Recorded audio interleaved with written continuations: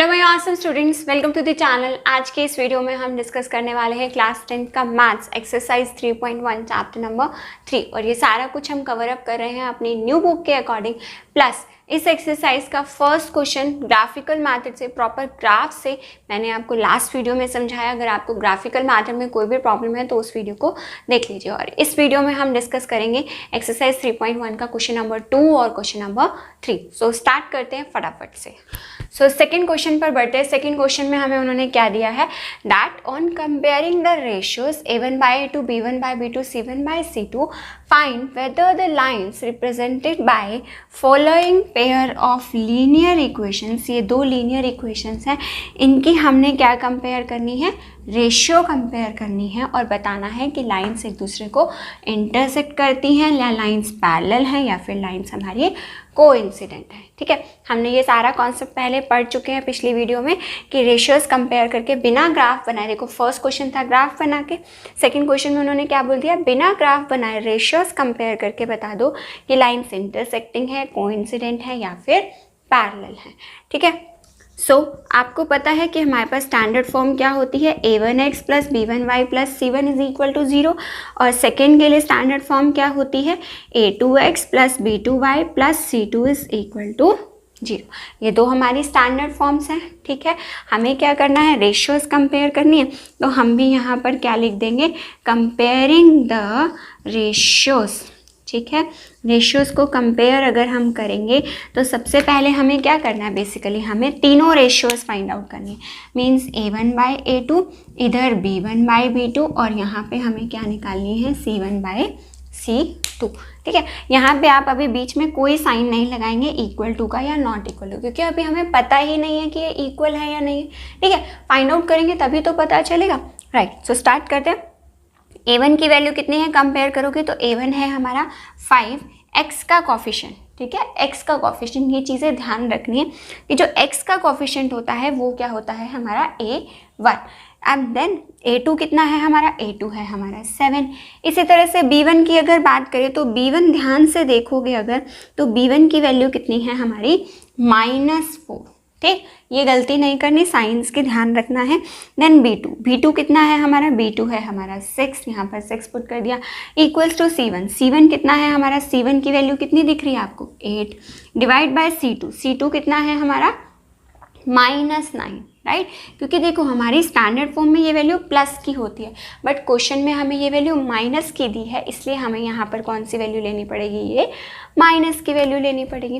Right, सो अब आप क्या देख रहे हो, अब आप कुछ कैंसिल आउट करके देखो कि कुछ हमारी ये इक्वेशन इक्वल आती है, नहीं आती। ये 5/7 आ रहा है, ये हमारा -2/3 आ रहा है, ये हमारा -8/9 आ रहा है। ठीक है, तो आप क्या लिख सकते हैं यहाँ पे, सो this implies that A1/A2 is not equal to B1/B2 is not equal to C1/C2। तो ये कंडीशन कब है हमारी, जब A1/A2 B1/B2 के इक्वल नहीं होगा। A1/A2 B1/B2 के इक्वल नहीं है तो वो कंडीशन कौन सी है कि लाइंस क्या करते हैं, एक दूसरे को इंटरसेक्ट करती हैं। ठीक है, सो दैट मीन्स आप यहाँ पर क्या लिख सकते हैं, that lines are intersecting with each other. ठीक है, बहुत सिंपल से क्वेश्चंस हैं, आपको बस ये टेबल याद रखनी है कि कौन से कंडीशंस आपको याद रखनी है कि किस कंडीशन में आपके पास कौन सा रिजल्ट होता है। ठीक, सेकेंड पार्ट पर बढ़ते हैं। सो नेक्स्ट सेकेंड पार्ट पर बढ़ते हैं। ठीक है, सेकेंड पार्ट में भी हमको वही बताना है, लाइंस पैरेलल हैं, कोई इंटरसेक्टिंग है या कोइंसिडेंट है, तो वही काम फिर से रेशियोज़ को कंपेयर करेंगे। रेशियो में A1 की वैल्यू कितनी दिख रही है आपको, A1 है हमारा 9। देन सेकेंड इक्वेशन से A2 कितना है, A2 है हमारा 18। ठीक है, जो B1 है या A1 है ये हमने फर्स्ट इक्वेशन से लेने हैं, जो A2 B2 और C2 है ये हमने कहाँ से लेने हैं, सेकेंड इक्वेशन से लेने हैं। राइट, सो B1 कितना है हमारा, B1 है हमारा 3 और B2 कितना है हमारा, B2 है हमारा 6। इसी तरह से C1 कितना है हमारा, C1 है 12 और C2 कितना है हमारा 24। यहाँ पे हमें साइंस का ध्यान रखना ही नहीं पड़ा क्योंकि हमारी स्टैंडर्ड फॉर्म भी प्लस में है और हमारे क्वेश्चन भी पूरा प्लस में दिया हुआ है। अगर क्वेश्चन में माइनस में दिया होता तब हम साइन यहाँ पे किसका लेते, माइनस का लेते। राइट, अब इनको कैंसिल आउट करो, 9 ones था 9, 9 twos था 18, 3 ones था 3, 3 twos था 6, 12 ones था 12, 12 twos था 24. सो यहाँ से यानी कि आप क्या लिख सकते हैं, so this implies A1 by A2 is equal to B1 by B2 is equal to C1 by C2. ठीक है, ये वैल्यूज़ पुट करने के बाद आपको एक बार कैंसिलेशन करके चेक करना है कि कुछ कैंसिल तो नहीं होता, उसके बाद आपको कंपैरिजन करना है. ठीक है जी, अगर आप सिंपल रेशियो लिख के कंपैरिजन करोगे तब तो आपका कभी भी आंसर सही नहीं आने वाला. आपको वैल्यूज़ पुट करने के बाद कैंसिलेशन करनी है एक बार, राइट. सो अब देख लो ये कंडीशन कब होती है, जब लाइंस क्या होती हैं, एक दूसरे को कोइंसिडेंट होती है लाइंस एक दूसरे के ऊपर. सो यहाँ से आप क्या लिख सकते हैं, so this implies lines are coincident. ठीक है जी, डन. आगे बढ़े थर्ड पार्ट पर. हाँ, नेक्स्ट फिर से ध्यान से अब साइंस का ध्यान रख के वैल्यूज़ लिखनी है. देखो सबसे पहले क्या है हमारा A1 बाई A2. A1 क्या है हमारा, यहाँ से देखो A1 कितना बन रहा है हमारा, A1 बन रहा है हमारा 6, तो A1 तो सिंपली 6 हो गया. A2 क्या होता है, जो हमारा सेकेंड इक्वेशन में x का कोफिशिएंट है वो कितना है हमारा 2, तो 2 लिख दिया हमने यहाँ पे. ठीक है, अब B1 की बारी आती है. B1 देखो, B1 क्या है आपके पास, देखो यहाँ पे स्टैंडर्ड फॉर्म में B1 प्लस का है, इसमें हमारे पास B1 यहाँ पे माइनस का 3 है. तो यहाँ पे आप क्या पुट करोगे, B1 की वैल्यू कितनी पुट करोगे, -3 पुट करोगे.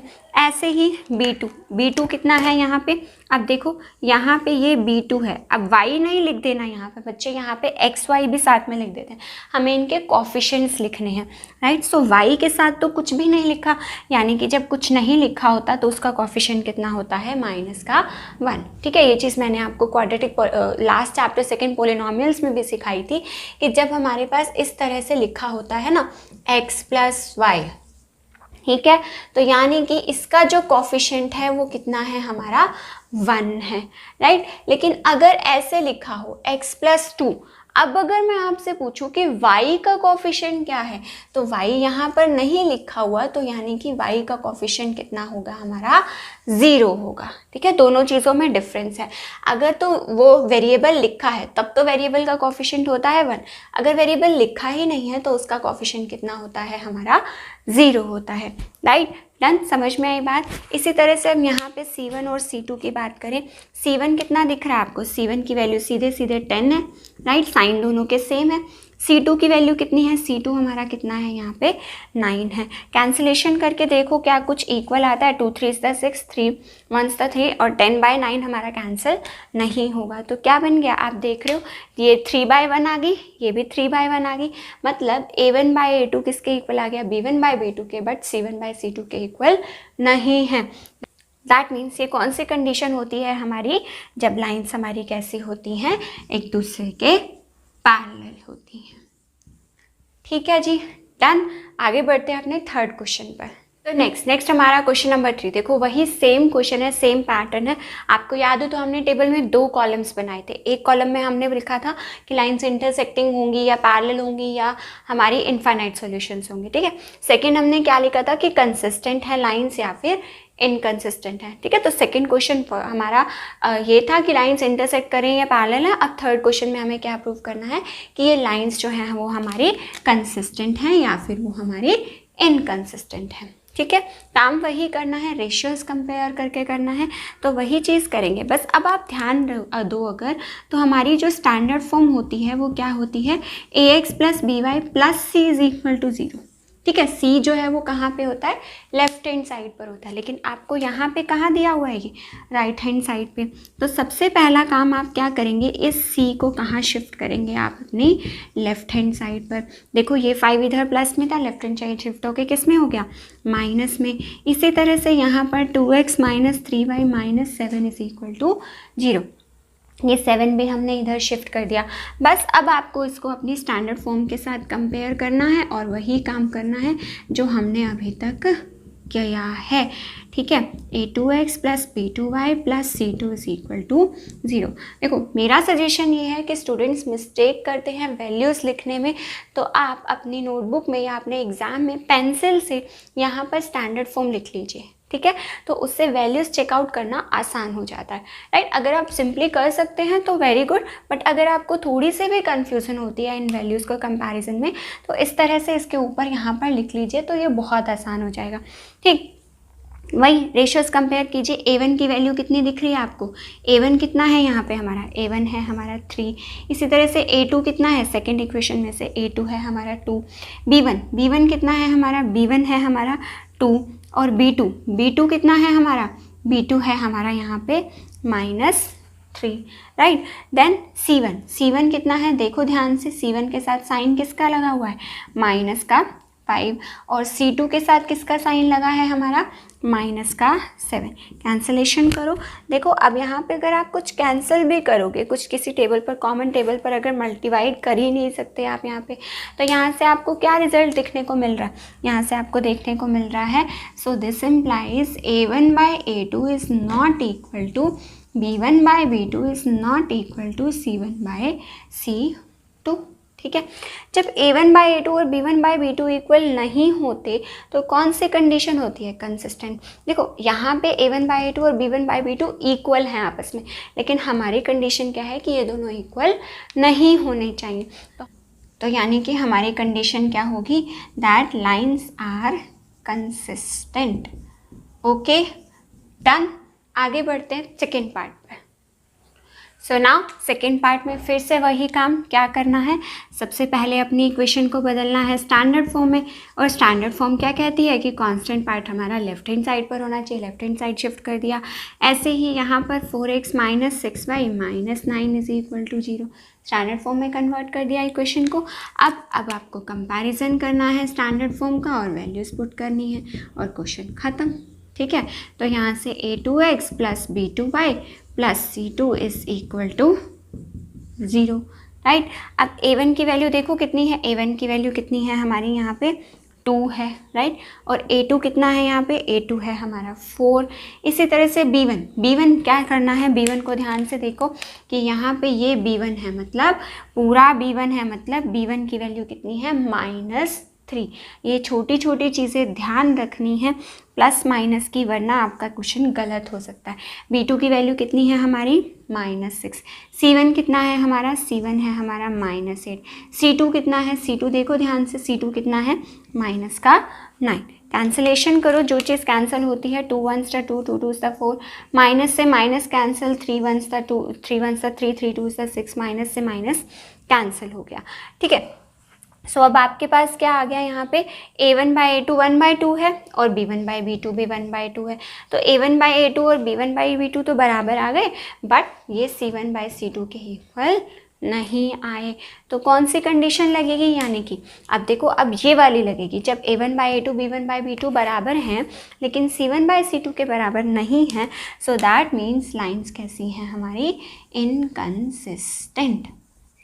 Okay, done. अब इसके थर्ड पार्ट पर बढ़ते हैं। सो देन नेक्स्ट हमारा थर्ड पार्ट में हमारे पास क्या है?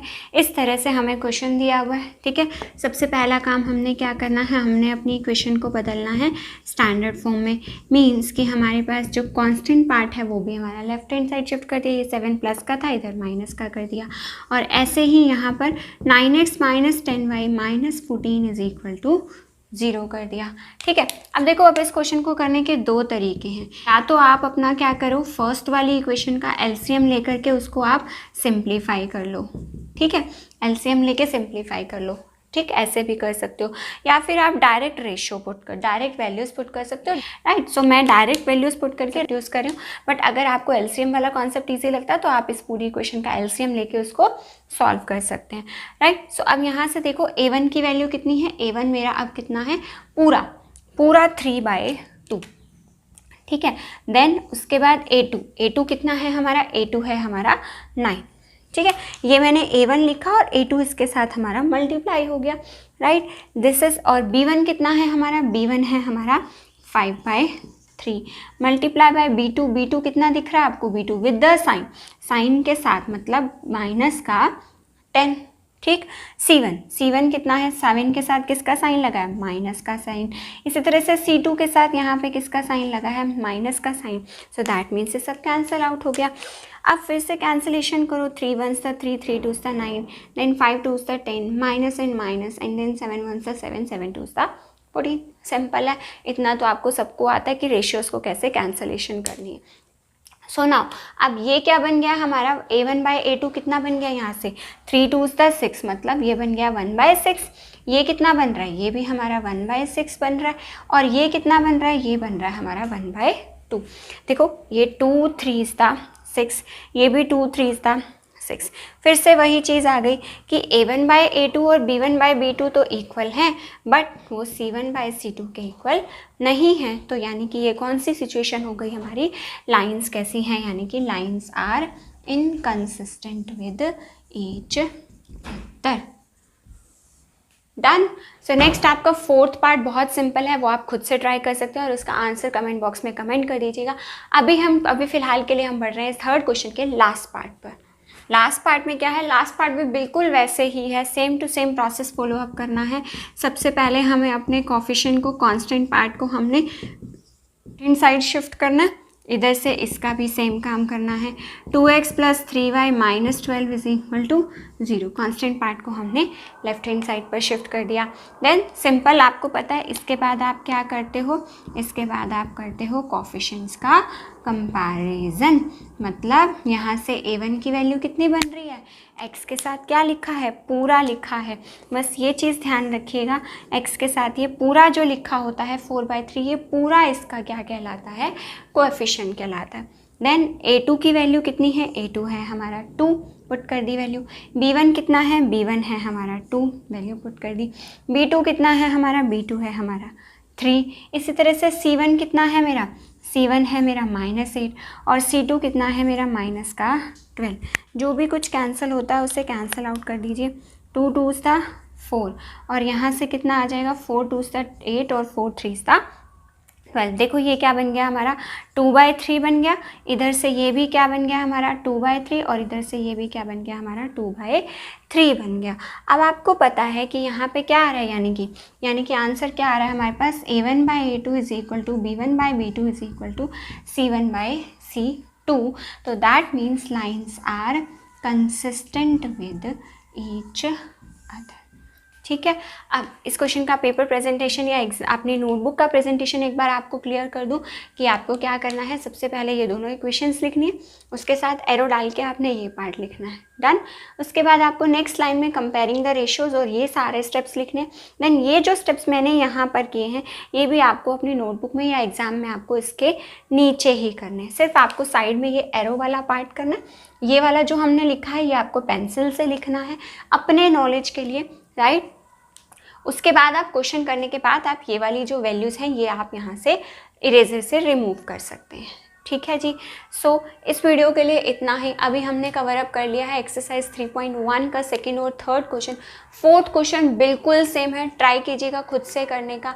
And in case if you find my this video useful for you then please do like and share my video and do subscribe to the channel if you are new to the channel. Thank